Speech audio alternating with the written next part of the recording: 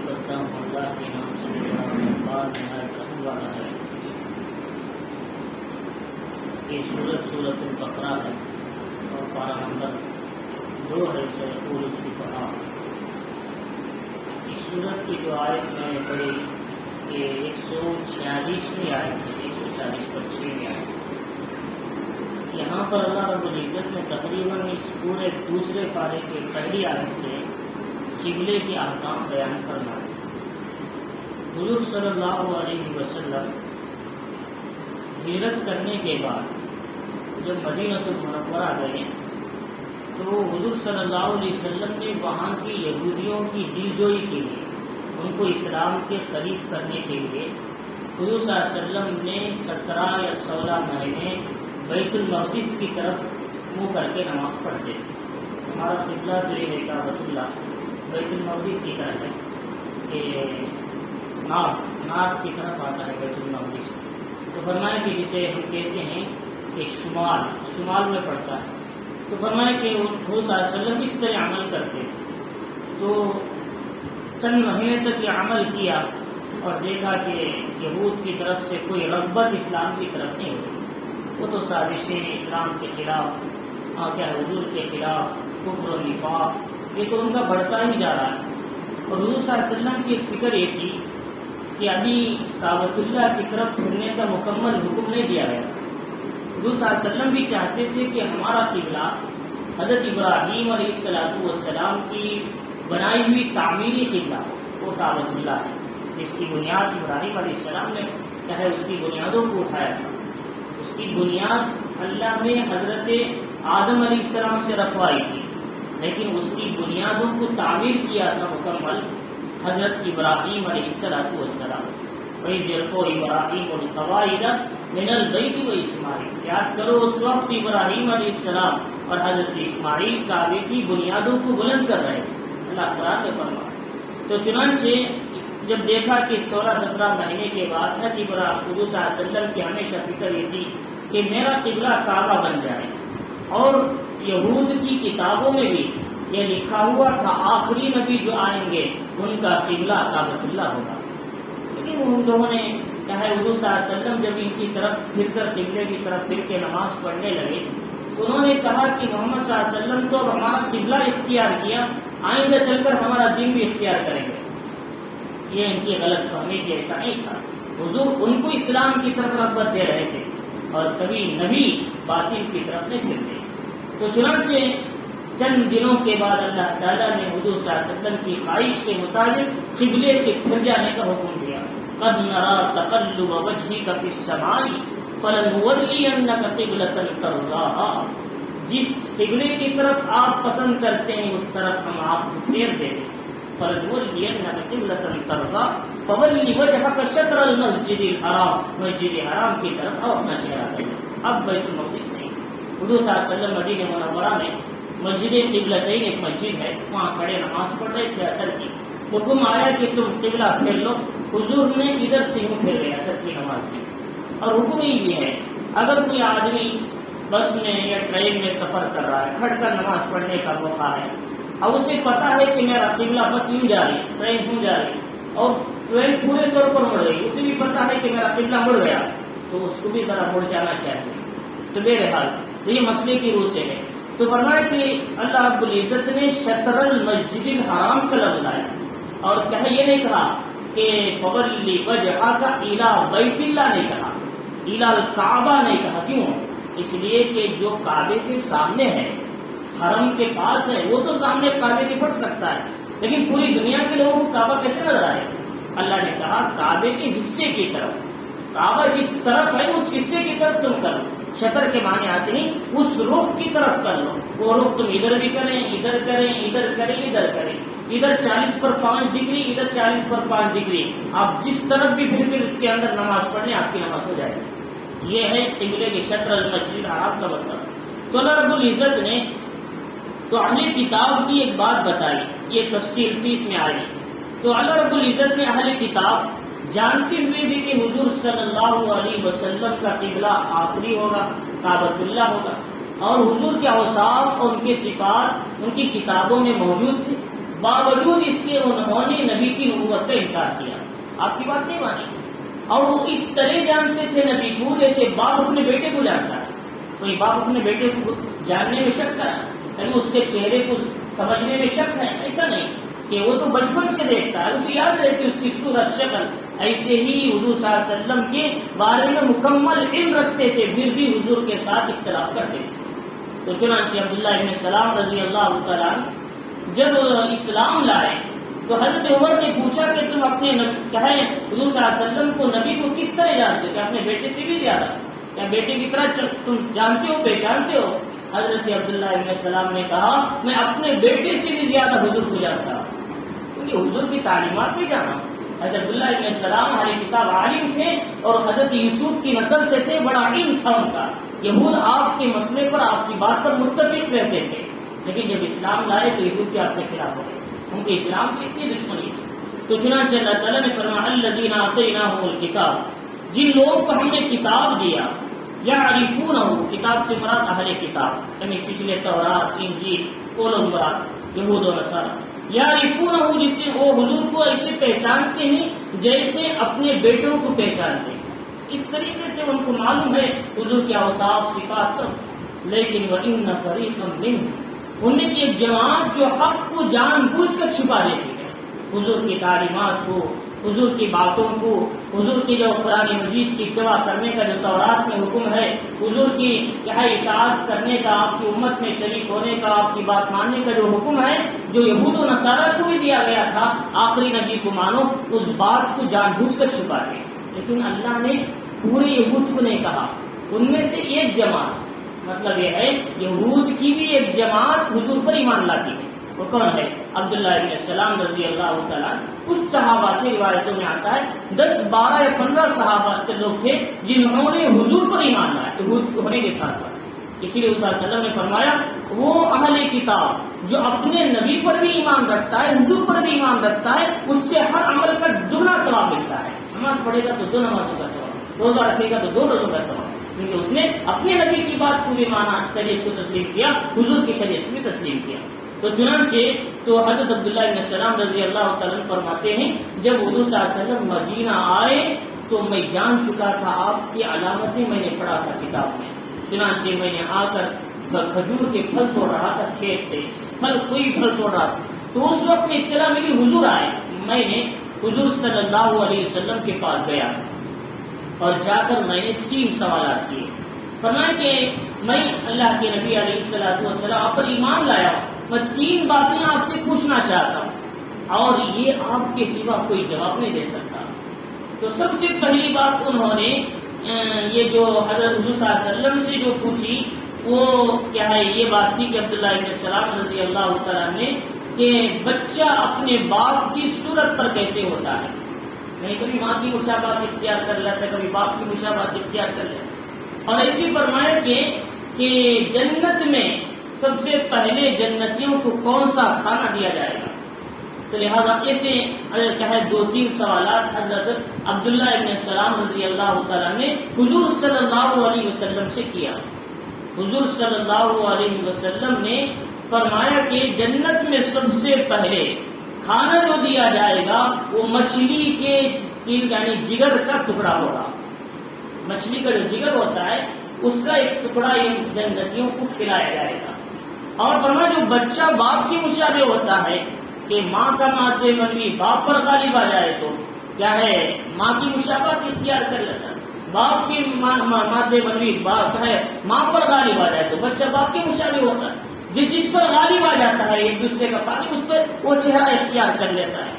میرے ہاتھ اس وقت یہ بات کہی تو حضرت عبداللہ بن سلام رضی اللہ عنہ کا یقیناً آپ اللہ کے نبی ہیں، میں نے ان باتوں کو آپ سے پوچھا اور اس پر میں آپ پر اسلام لاتا ہوں اور کیا ہے اسلام قبول کرتا ہوں۔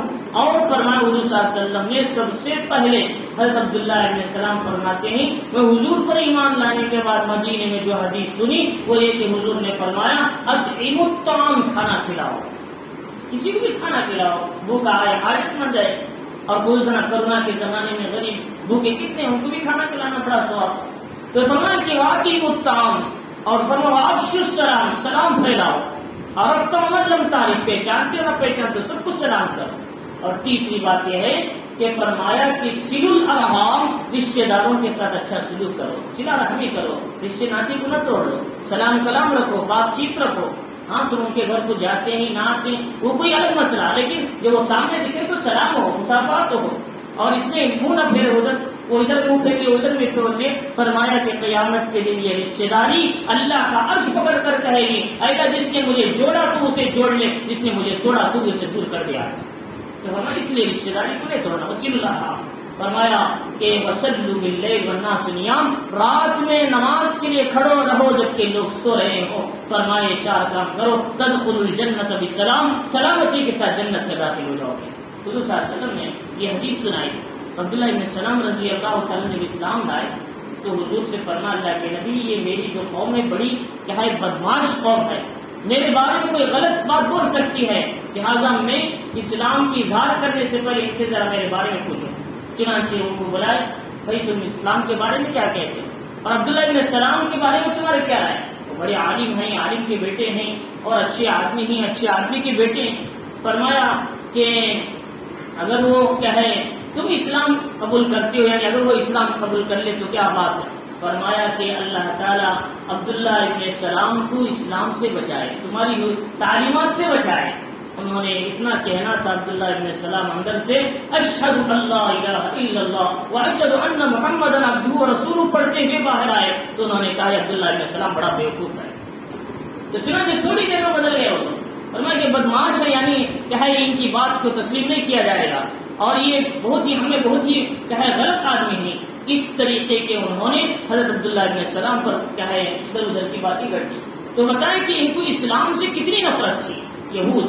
چنانچہ آج پوری دنیا میں جو سازشیں ہو رہی ہیں اسلام کے خلاف ان سب کے پیچھے ان کا ہی ہاتھ ہے، جو اسلام کو اور مسلمانوں کو، دین کو، امت کو توڑنے کی فکر میں لگے ہوئے ہیں. تو اللہ رب العزت نے فرمایا کہ الحق من ربک، لیکن حق تو آپ کے رب کی طرف سے کہ ہے، آپ حق پر ہیں نبی، آپ ان کی باتوں کو نہ سنیے، یہ آپ کو ورغلائیں گے، ادھر ادھر کی باتیں کہیں گے اور کبھی کہیں گے کبھی قبلہ بیت المقدس کی طرف پڑھ لیتے ہیں، کبھی کعبے کی طرف پڑھ لیتے ہیں، ادھر ادھر کی باتیں کریں گے. لیکن آپ اس میں کسی قسم کا شک نہ کیجیے اور حضور کے ساتھ رہنے والے بھی شک نہ کریں، بالکل آپ صحیح راستے پر ہیں. فرمایا فلا تکونن من الممترین، شک کرنے والوں میں سے نہ ہو جاؤ. وَلِكُلِّ وِجْهَةٌ هُوَ مُوَلِّيهَا، ہر قوم کا ایک قبلہ ہوتا ہے، ایک رخ ہے، اس کی طرف وہ قوم اپنا منہ کرتی ہے یا اس کی طرف پھرتی. جیسا کہ یہود صخرہ کو قبلہ بناتے ہیں. یہود صخرہ جسے کہتے ہیں گنبد صخرہ، یعنی وہ کیا ہے وہ جسے ٹام افراق کہتے ہیں، آج بھی بیت المقدس کے اندر گول گنبد بلو کلر کا بنا رہتا ہے، یہ صخرہ ہوتے ہیں. یہ وہ پتھر ہے جس پر داؤد علیہ السلام بیٹھ کر کیا ہے زبور کی آیتیں پڑھتے تھے. بعد میں اس پتھر کو ایسے رکھا گیا تھا زمانے تک، حضور اسی پتھر کے پاس سے کیا ہے، پہلے مسجد نہیں تھے بھی، اصل میں بیت المقدس جو ہم سمجھتے ہیں مسجد کو سمجھ رہے ہیں، صحیح بیت المقدس 30 ایکڑ پر پھیلا ہوا ایک چوڑا میدان ہے. 30 ایکڑ پر اس میں صخرہ بھی آتا ہے، اس میں جو مسجد عمر ہے، اب جو مسجد نظر آتی مسجد عمر رضی اللہ تعالیٰ نے جب فتح کیا اس وقت بنائے تھے، وہ مسجد بھی اس میں آتی ہے. پھر اس میں کیا ہے جبل زیتون بھی آتا ہے اور اس میں جبل سیہون بھی آتا ہے. سب پہاڑی رستوں پر 35 ایکڑ پر کیا ہے یہ مسجد پورا حصہ ہے جس کو کیا بولتے ہیں بیت المقدس. ورنہ تو یہ چھوٹے حصے کو بیت المقدس نہیں بولتے، یہ پورے حصے پر بیت المقدس کا لفظ آتا ہے. تو لہٰذا لوگوں نے سمجھا مسجد نظر آئی یہ بیت المقدس، ایسا نہیں ہے. وہ مسجد عمر اس کا نام، حضرت عمر نے جب فتح کیا تھا اس وقت ایک مسجد بنائی تھی مسجد عمر کے نام. بعد میں اسے امیہ بنو امیہ کے جو خلفاء آئے انہوں نے اسے وسیع کیا اس مسجد. اور یہ جو گنبد سے کہے جو صخرہ جو سے کہتے ہیں آج یہود اس کے پیچھے پڑے ہیں، وہ ہمیں مل جائیں، ہم وہاں پر کرسی لگا کر دجال کو بٹھائیں گے، وہ ہمارے دادا کی وراثت ہے داؤد علیہ السلام، وہ اس کے پیچھے پڑے ہوئے وہ مل جائیں ہمارے.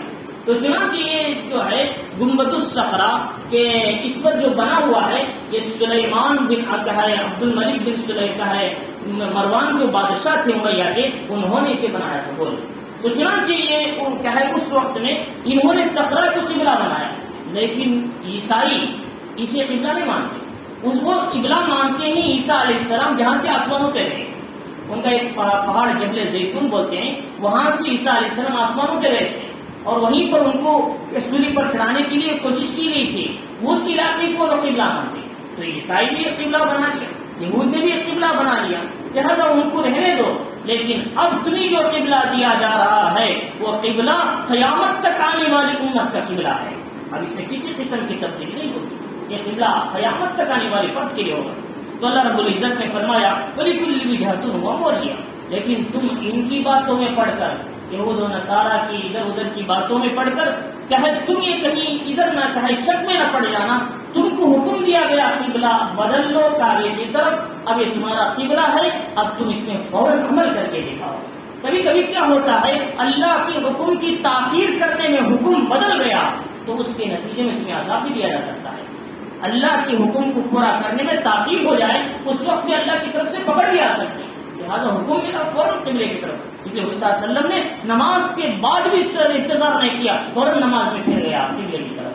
حضور صلی اللہ علیہ وسلم نے اللہ کے حکم کو کس طریقے سے کتنا جلدی ادا کیا، تو اللہ رب العزت فرمائی کہ اینما تکونوا یأتی بکم اللہ جمیعا، تم جہاں بھی رہو جس قبلے کی طرف بھی نماز پڑھو لیکن تم کو تو میرے سامنے آنا ہی ہے، ہر ایک کو میرا حصہ میرے سامنے حساب دینا ہے کہ ہر اس قبلے کی طرف پڑھو تو میرے سامنے نہیں آ سکو گے، اس قبلے کی طرف پڑھو تو میرے پاس میں حساب نہیں ہو، ایسا نہیں، ہر شخص کو میرے سامنے حساب دینا ہے، اور میرے پاس جمع ہو کیا نا ان اللہ علی کل شیء قدیر، اللہ ہر چیز پر قادر ہے۔ ومن حیث خرجت، اللہ نے 3 لفظ لائے یہاں پر، 3 بار اسی جملے کو دہرایا، ومن حیث خرجت فولی وجہک شطر المسجد الحرام، تم جہاں سے بھی نکلو اپنا چہرہ مسجد حرام کی طرف کر لو، وَإِنَّهُ لَلْحَقُّ مِن رَبِّكَ، یہ آپ کے رب کی طرف سے حق قبلہ ہے، اس میں کسی قسم کا شک نہیں، وَمَا اللَّهُ بِغَافِلٍ عَمَّا تَعْمَلُونَ، اللہ تمہارے اعمال سے بے خبر نہیں۔ پھر اسی جملے کو اللہ لائے وَمِنْ حَيْثُ خَرَجْتَ فَوَلِّ وَجْهَكَ شَطْرَ الْمَسْجِدِ الْحَرَامِ، تم جہاں بھی ہو جیسے بھی ہو جہاں سے بھی نکلو، یا سفر میں ہو حضر میں ہو، ہر حال میں تم کیا ہے اپنا قبلہ مسجد حرام کو بنانا ہے۔ فرمایا ومن حیث خرجت فولی وجہک شطر المسجد الحرام وحیث ما کنتم، تم جہاں کہیں ہو تم اپنا چہرہ قبلے کی طرف مسجد حرام کی طرف پھیر لو، لئلا یکون للناس علیکم حجہ، ہم نے یہ قبلہ بیت المقدس سے ہٹا کر کعبے کی طرف کیوں پھیرا، معلوم ہے آپ کو، اس میں مصلحت یہ ہے کہ کیونکہ اگر ہم تمہارا قبلہ کعبۃ اللہ نہ بناتے کل کے دن دلیل ملتی یہود محمد صلی اللہ علیہ وسلم بھی ہمارے مذہب پر چل رہے ہیں، ہمارے قبلے کی پیروی کریں، کیوں؟ اس لیے کہ ان کی کتاب میں لکھا ہوا ہے آخری نبی کا قبلہ کعبۃ اللہ ہوگا، اور ایسی صورت میں وہ نبی کی نبوت پر شک کرنے لگیں گے، لہٰذا اس لیے ہم نے قبلے کو جہاں ان کی کتابوں میں جیسا حکم تھا ویسے ہم نے تمہارا قبلہ بھی حضور کی ان علامتوں کے مطابق بنا دیا تاکہ کل کے دن تمہارے خلاف یہود کھڑا نہ ہو سکے، دلیل نہ پکڑ سکے۔ تو چنانچہ اللہ تعالیٰ فرمانی لئلا یکون للناس علیکم حجہ الا الذین ظلموا منہم، لیکن ان میں سے جو ظالم ہیں وہ تو فتنہ بچائیں گے، وہ لوگ کہیں گے بھئی کل تک تو قبلہ بیت المقدس کی طرف نماز پڑھ رہے تھے، پھر یہ اپنے آباء و اجداد کے دین کی طرف پھر گئے ہیں، یہ اس طریقے کی باتیں مشرکین کریں گے، یہود یعنی جو منافقین ہیں وہ کہیں گے، لیکن آپ ان کی باتوں پہ دھیان نہیں دینا، فلا تخشوہم واخشونی، ان کو سے نہ ڈرو، مجھ سے ڈرو، ہر حال میں میری اطاعت کرو۔ فرمایا وَلِيُتِمَّ نِعْمَتِي علیکم، میں نے ایک قبلے کی نعمت تم پر پورا کیا، وَلَعَلَّكُمْ تَهْتَدُونَ، تاکہ تم سیدھے راستے پر رہو۔ تو چنانچہ اللہ رب العزت فرمانی یہ جو قبلہ کعبۃ اللہ کی طرف تمہارا قبلہ بنا کر ہم نے تم پر انعام کیا، تم پر احسان کیا، اور تمہیں وہ قبلہ دیا جو تمام انبیاء کا قبلہ رہا، بلکہ تمام انبیاء کیا ہے تمام اولیاء یہ کعبۃ اللہ کی چکر لگائے اور اس کا حج ادا کیا تھا۔ تو چنانچہ اس قبلے کی عظیم اللہ کے گھر کی طرف تم نے میرے قبلے کی طرف میرے گھر کی طرف تمہیں پھیر دیا، چنانچہ اس انعام پر کیا ہے تم اللہ کا شکر ادا کرو، میں نے تم پر اپنی نعمت پوری کیا۔ جیسے بانی کعبۃ اللہ ابراہیم علیہ السلام کے پوچھنے پر ہم نے تمہیں ایک نعمت دیا تھا، وہ کون سی نعمت؟ محمد الرسول اللہ صلی اللہ علیہ وسلم کو ہم نے ان کی اولاد میں حضرت اسماعیل کی اولاد میں عرب کے اندر حضور کو ان کی دعا کے نتیجے میں بھیجا تھا۔ ابراہیم علیہ السلام جب کعبۃ اللہ بنانے کے بعد اتنی بڑی محنت کے بعد اتنی آزمائشوں کے بعد اللہ سے کیا مانگا؟ ربنا وابعث فیہم رسولا منہم یتلو علیہم آیاتک ویعلمہم الکتاب والحکمت ویزکیہم انک انت العزیز الحکیم۔ اے اللہ ان عربوں میں سے اسماعیل علیہ السلام کے خاندان میں سے انہی میں سے ایک نبی کو بھیج، ربنا وبعث فیہم رسولا منہم یتلو علیہم آیاتک، تیری آیتیں ان کے سامنے تلاوت کریں، کوئی کہے یعلمہم الکتاب والحکمہ، قرآن سکھائے، حدیث سکھائے، یعلمہم الکتاب والحکمہ ویزکیہم، اور اپنی مجلس میں بٹھا کر ان کے دلوں کو پاک اور صاف کریں۔ ایسے پیغمبر کو ان کے اندر بھی اللہ نے ابراہیم علیہ السلام کی یہ دعا کو قبول کیا اور یہ نعمت ویسے عطا کیا، ویسے ہم نے بانی بیت المقدس، بانی کعبۃ اللہ کی طرف ہم نے قبلے جیسے تمہاری اللہ تعالیٰ نے کی دعا کو قبول کر کے تم نے پیغمبر بھیجا، تمہارے نبی کو بھیجا، ایسے ہی بانی کعبۃ اللہ کی جنہوں نے کعبے کی بنیاد رکھی، اس کعبے کی طرف ہم نے تمہارے قبلے کو پھیر کر یہ بھی ایک احسان تم پر کیا۔ ایک تو نبی کو بھیجا ان کی دعاؤں سے، ایک جنہوں نے کعبۃ اللہ کی بنیاد رکھی ان کی اس کعبے کی طرف تمہارا قبلہ بنا کر یہ بھی ہم نے تم پر احسان کیا، ایک نعمت عطا کیا۔ تو اللہ رب العزت فرما رہی کما ارسلنا فیکم رسولا منکم، جیسا کہ ہم نے تمہیں میں سے ایک رسول کو بھیجا، یتلو علیکم آیاتنا، ہماری آیتیں تم پر پڑھ کر سناتے ہیں، ویزکیکم، تمہیں پاک و صاف کرتے ہیں تمہارے اندرونی روحانی بیماریوں سے، ویعلمکم الکتاب والحکمہ، کتاب اور حکمتوں کو تمہیں سکھاتے تھے، ویعلمکم ما لم تکونوا تعلمون، اور ایسی باتیں تم کو سکھائے جسے تم نہیں جانتے تھے۔ تم کیا ہے بدفعالی میں، بدشگونی میں، ادھر ادھر کے زمانے جاہلیت کی باتوں میں پڑ گئے تھے، جیسے لڑکی کیا ہے نحوست کی چیز ہے، کوئی پرندہ گھر پر آ کر بیٹھ گیا، الو ہمارا نقصان ہو جائے گا، بلی سامنے سے کر چلے گی تو ہمارا کام بیکار ہو جائے گا، ایسی زمانے جاہلیت کی غلط باتیں تمہاری زندگی میں آ گئی تھی، ان سب سے نبی نے پاک کیا، اب تم کو صحیح دین سکھایا۔ تو ایسے وَيَعْلِمُكُمْ مَا لَمْ تَكُونُوا تَعْلَمُونَ، ایسی باتوں کی تعلیم دی جسے تم نہیں جانتے تھے۔ اس لیے حضور صلی اللہ علیہ وسلم نے فرمایا الا وان امر الجاہلیت تحت قدری موزون، آخری حجۃ الوداع میں صحابہ 1.5 لاکھ کا مجمع حضور کے بازو بیٹھا تھا، حضور نے فرمایا میں نے زمانے جاہلیت کے تمام خیالات فاسدہ کو آج اپنے پیروں کے نیچے دبا دیتا ہوں، آئندہ کبھی ایسے غلط خیالات کو وجود میں نہ لانا۔ لہذا آج سے بدعات، خرافات، غلط خیالات یہ سب نکال دو، اب صرف خدا سے ہونے کا یقین اپنے دل کے اندر بٹھا دو۔ اللہ کے نبی علیہ الصلوۃ والسلام نے یہ حجۃ الوداع میں 1.5 لاکھ صحابہ کے مجمع میں بیان کیا تھا۔ تو چنانچہ اللہ رب العزت فرما رہی تمہیں یہ ساری باتیں نبی نے سکھائی، جیسے یہ انعام تم پر کیا، ایسے قبلے کی طرف، کعبہ کی طرف قبلہ پھیر کر تمہارا قبلہ بنا کر کعبۃ اللہ کو، یہ بھی ہم نے تم پر احسان کیا، انعام کیا۔ اب انعامات پر کیا کرنا چاہیے؟ فرمایا تم مجھے یاد کرو، میرا شکر کرو، جب انعامات تمہیں ملتے ہیں تمہاری ذمہ داری ہے احسان کرنے والے کی تعریف کیا کرو۔ شکر کسے بولتے ہیں؟ 3 معنی، ایک تو احسان کرنے والے کی تعریف کرنا، محسن کی، اللہ سے بڑا ہے محسن ہم پر کون ہے؟ روزانہ بارش کے قطروں کی طرف اس کے انعامات ہم پر ہو رہے ہیں، یہ سانس جو ہم لے رہے ہیں، ایک ایک سانس بھی ایک اللہ کی طرف سے نعمت ہے، اور جن میں کتنے لاکھوں سانس ہم لے رہے ہیں، کوئی انسان احساس کر سکتا ہے کتنے سانس لے رہے ہیں؟ آج تک کوئی گن کر دکھایا ہے؟ تو اتنے سانس جو لے رہے ہیں، ایک ایک سانس پر ایک ہم پر شکر واجب ہوتا ہے۔ جب بندہ احساس دل کے اندر لاتا ہے اے اللہ تیری ساری نعمتیں الگ ہیں، صرف سانس کی نعمت کا شکر میں ادا نہیں کر سکتا، کیسے تیری نعمتوں کا شکر ادا کروں؟ اللہ کہتے ہیں اے بندے تو نے جو احساس دل کے اندر لایا شکر کا، میں اس پر بھی کیا ہے تجھے قبول کر لیتا ہوں، لہٰذا تیرے اندر احساس آ جائے میری نعمتوں کا، یہ شکر۔ اسی لیے موسیٰ علیہ السلام نے پوچھا کیف اشکرک یا ربی، تیرا شکر کیسے ادا کروں؟ پوچھا کہ تم مجھے یاد کرو تو میرا شکر ادا کرنے والے، تم مجھے بھول جاؤ تو میری ناشکری کرو۔ اذا ذکرتنی فقد شکرتنی، اذا نسیتنی فقد کفرتنی، اللہ نے فرمایا۔ حضرت آدم علیہ السلام نے فرمایا جب تم مجھے یاد کرو تو میرا شکر کرو گے، جب مجھے بھول جاؤ گے تو ناشکری کرو گے۔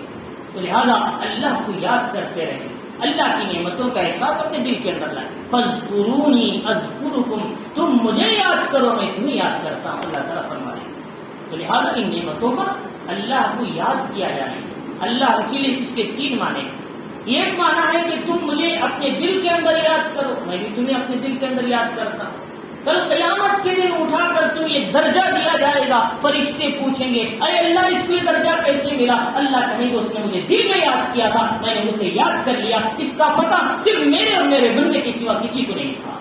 اللہ تعالیٰ فرمائے یہ انعام اللہ تعالیٰ اس وقت عطا کریں گے فرشتوں کو بھی پتا نہیں اس عمل کا۔ تو فرمایا اس لیے اللہ کو اپنے دل کے اندر یاد کرو، اللہ دل میں یاد کرے۔ اگر ہم مجمع میں یاد کریں گے اللہ فرشتوں میں یاد کریں گے، اور ہم کیا ہے ایک بالشت آگے بڑھیں گے اللہ کی طرف، اللہ ایک ہاتھ ہماری طرف بڑھیں گے، ہم چل کر جائیں گے، اللہ دوڑ کر ہمارے قریب آئیں گے۔ تو لہٰذا اس لیے فرمایا حدیث کی بات ہے، رسول اللہ صلی اللہ علیہ وسلم نے فرمایا۔ تو چنانچہ ایک معنی دل کے اندر یاد کرو، یہ ایک معنی ہے بندہ اللہ سے دعا کرتا ہے، اللہ سے مانگتا ہے، اللہ اس کی دعا کو قبول کرتے ہیں، اپنے دل کے اندر احساس کے ساتھ اللہ سے مانگتا ہے، اللہ کو یاد کرتا ہے، دل کی گہرائیوں سے رو کر گڑ گڑا کر اللہ اس پر ثواب دیتے ہیں اور اس کا بدلہ عطا کرتے ہیں۔ اور ایک معنی ہے بندہ نماز کے ذریعے سے اللہ کو یاد کرے، عبادت کے ذریعے سے اللہ اسے رحمت کے ذریعے سے یاد کرتے ہیں۔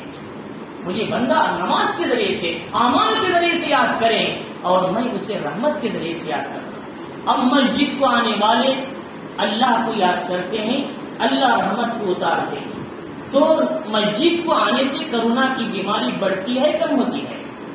جب اللہ کی رحمت اترے گی تو اللہ تعالیٰ جب رحمت عطا کریں گے تو مسجد کو آنے سے بیماری نہیں بڑھے گی، بلکہ اللہ کی رحمت کی وجہ سے بیماریاں ختم ہوگی۔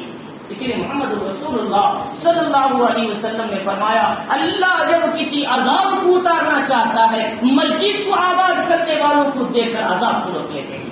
یہ کورونا بھی ایک عذاب ہے، یہ بیماری بھی ایک عذاب ہے۔ جب ہم مسجد کو آباد کریں گے اللہ عذاب کو روکیں گے، جب مسجد کو ویران کریں گے تو اللہ عذاب کو اتاریں گے۔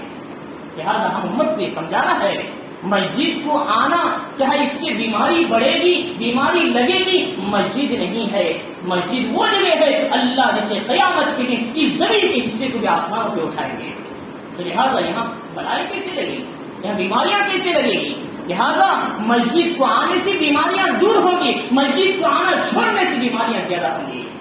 لہٰذا امت کو سبق دینا ہماری ذمہ داری ہے۔ تو چنانچہ مسجدوں کو آباد کریں، مسجدوں کو آباد رکھیں، اللہ ہمارے گھروں کو، ہمارے خاندانوں کو، ہماری زندگیوں کو آباد بناتے چلے جائیں گے۔ فرمایا اس لیے اللہ رب العزت فرمائی کہ چنانچہ جو مجھے عبادت کے ساتھ یاد کرے گا میں اسے رحمت کے ساتھ یاد کرتا ہوں، جو مجھے مصیبتوں میں معذرت چاہ کر اور چھوٹا بن کر تواضع کے ساتھ اپنی غلطی کا اعتراف کر کے یاد کرے گا میں اسے مغفرت کے ساتھ اور نجات کے ساتھ یاد کرتا ہوں۔ جیسے سلیمان یونس علیہ السلام 3 اندھیریوں میں پکارا اپنے رب کو، فی ظلمات ثلاث، سمندر کا اندھیرا، مچھلی کے پیٹ کا اندھیرا اور رات کا اندھیرا، 3 اندھیریوں میں پکارا۔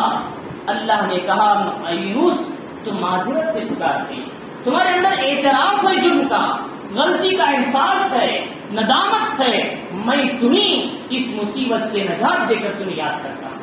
اللہ نے 40 دن تک مچھلی کو حکم دیا ان کو پیٹ میں نہ گلانا، ان کو صحیح سالم رکھنا۔ جب وہ 40 دن کے بعد مچھلی کے پیٹ سے نکلے حضرت سلیمان علیہ السلام صحیح سالم باہر نکلے تھے۔ یہ کتنی عجیب بات ہے، اللہ نے یونس علیہ السلام کو کہے انہوں نے اندھیروں میں اللہ کو یاد کیا معذرت کے ساتھ، اللہ نے ان کو مغفرت کے ساتھ، رحمت کے ساتھ اور نجات کے ساتھ یاد کیا۔ تو لہٰذا اللہ رب العزت فرما رہی اگر تم گناہوں سے بچنے کے لیے مجھے یاد کرو اور میں تمہیں مصیبتوں سے نکلنے کے ذریعے سے یاد کرتا ہوں۔ تو چنانچہ یوسف علیہ السلام کیا ہے زلیخا کے گھر میں تھے اور زلیخا گھر والی خود آپ کو گناہ کی دعوت دینے لگی، خود شہزادی، خود وہاں کی ملکہ، اور آپ نے کہا قال معاذ اللہ، میں کیسے گناہ کر سکتا ہوں، میں رب دیکھ رہا ہے۔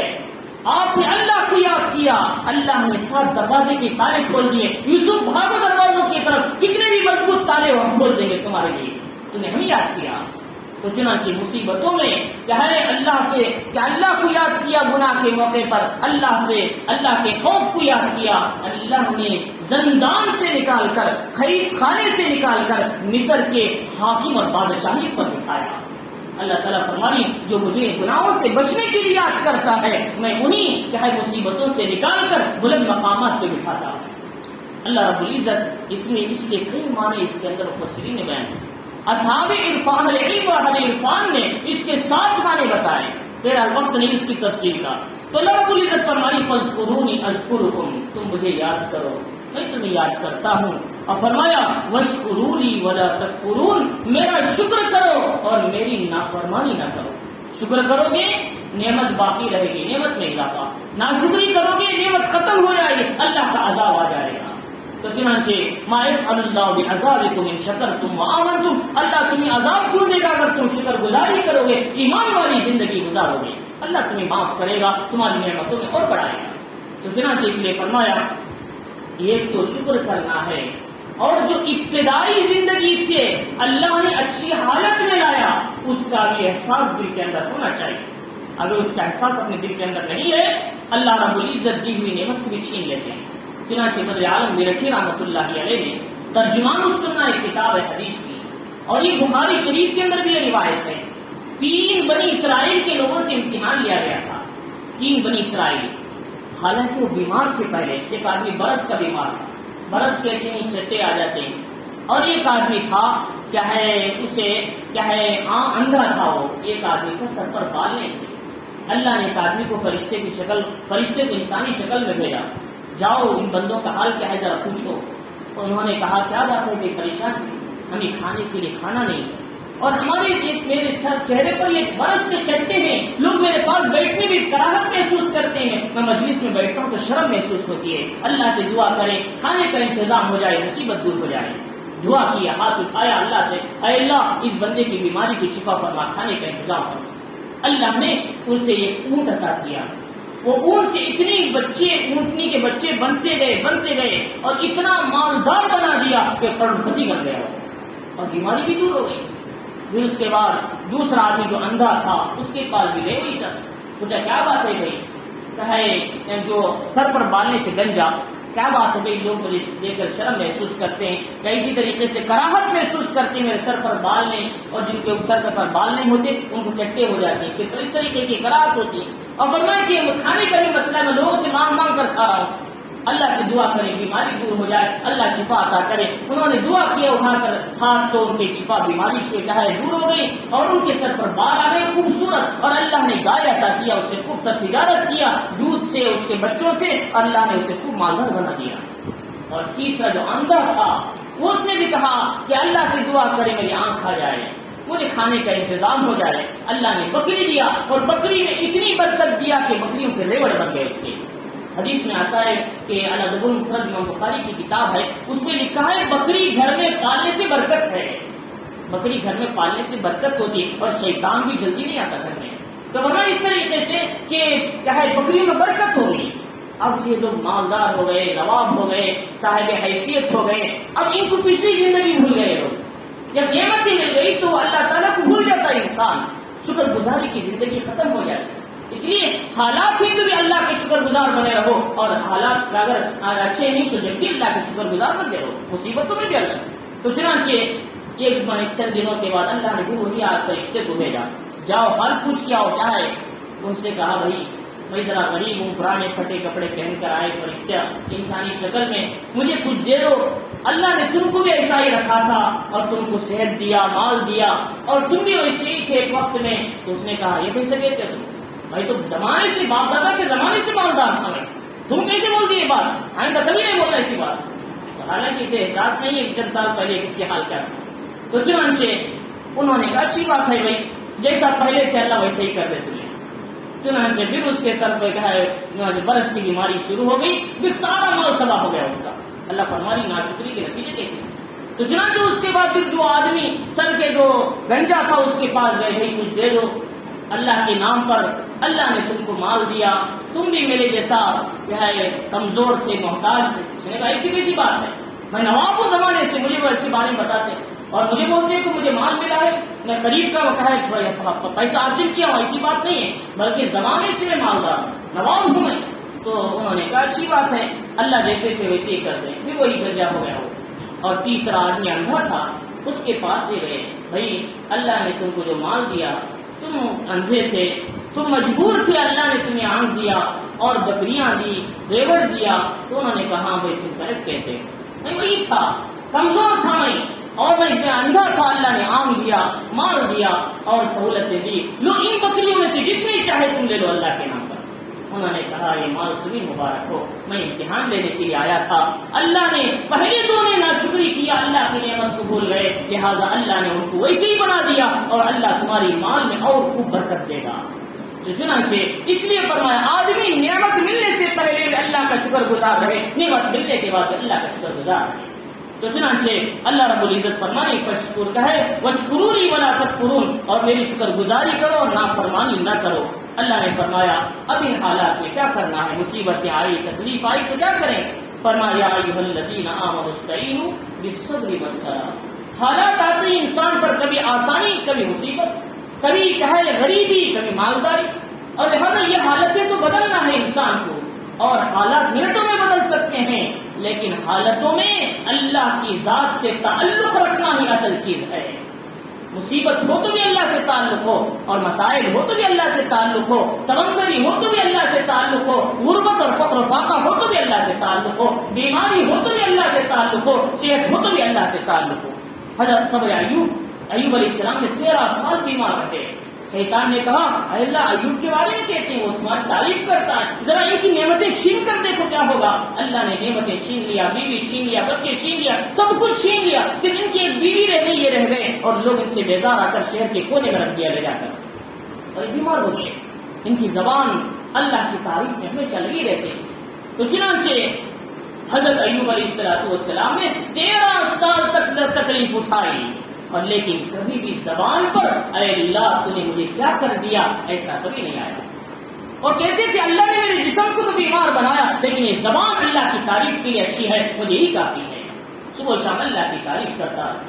13 سال کے بعد اللہ تعالیٰ نے انہوں نے یہ کہا اے اللہ کہ لوگ میرا مذاق اڑاتے ہیں، یوں سمجھتے ہیں کہ میں مجھ سے کوئی گناہ ہو گیا یا غلطی ہو گئی، حالانکہ مجھے ایسی کوئی نہیں ہے، بس ایک آزمائش ہے آپ کی طرف سے، میں اس حال پہ بھی راضی ہوں لیکن صحت عطا فرما۔ رب انی مسنی الضر وانت ارحم الراحمین، اے اللہ مجھے بیماری لگ گئی، تو رحم کرنے والوں میں سب سے زیادہ رحم کرنے والا ہے۔ ان کی بیوی کہیں باہر گئی ہوئی تھی جو ان کے ساتھ رہا کرتی تھی، اللہ نے حکم دیا پیر مارو، مارے تو چشمہ نکلا، فرمایا اس میں غسل کرو اور پانی پیو، اللہ تمہیں صحت عطا کرے گا۔ اس سے صحت مل گئی، اور کہے اس کے بعد اللہ رب العزت نے ان کو طاقت عطا کیا، مال دیا اور ڈبل دیا، سب کچھ دیا۔ اللہ رب العزت نے فرمایا اے ایوب تم نے صبر کیا حالات میں، مصیبتوں میں، تکلیف میں، تمہیں 3 انعام ملتے ہیں، انا وجدناہ صابرا، ہم تمہارا نام صبر ایوب لکھتے ہیں، ایوب صابرین میں سے لکھتے ہیں تمہارا نام، انا وجدناہ صابرا، نعم العبد، بندوں میں بہترین بندے ہو تم، تمہارا نام یہ ہے، بہترین اللہ کی طرف سے ٹائٹل مل رہا ہے صبر کرنے پر۔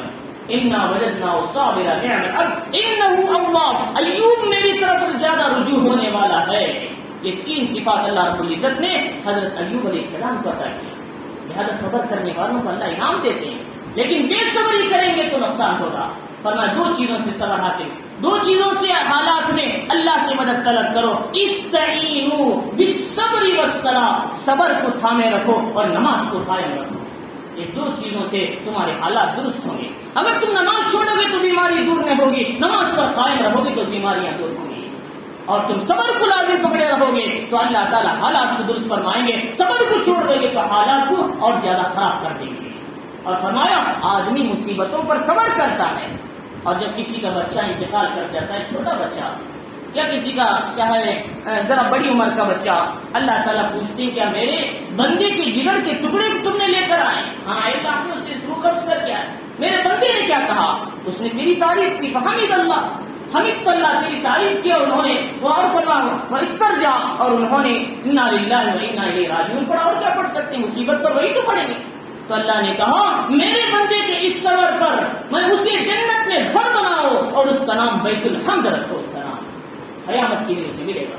اللہ رب العزت اس صبر پر اتنا دیتے ہیں، تو چنانچہ اس لیے فرمایا آدمی صبر کی زندگی گزارے۔ اللہ صبر کرنے کے لیے فرمایا کہ 3 باتیں ضروری ہے صبر کے لیے۔ ایک تو آدمی صبر سے یہ سمجھتے ہیں مصیبتوں پہ صبر کرے، ایسا نہیں، آدمی اعمال پر جم کر کھڑے جائے، نماز، اعمال، تلاوت، ذکر، اوابین، چاش، حلال کھانا، حرام سے بچنا، ان تمام چیزوں پر آدمی اطاعت پر، طاعت پر مضبوط جم جائے، اس کے معنی صبر کیے گا.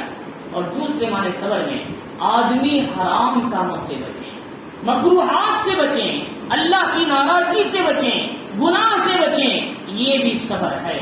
گناہوں سے رکنے کا نام صبر، نیکیوں پر قائم رہنے کا نام صبر. تیسرا آنے والی مصیبتوں پر صبر کریں. یہ تین کام رکھنے والے اللہ تعالیٰ قیامت کے دن اٹھائیں گے. این الصابرون، کہاں ہیں وہ صبر والے؟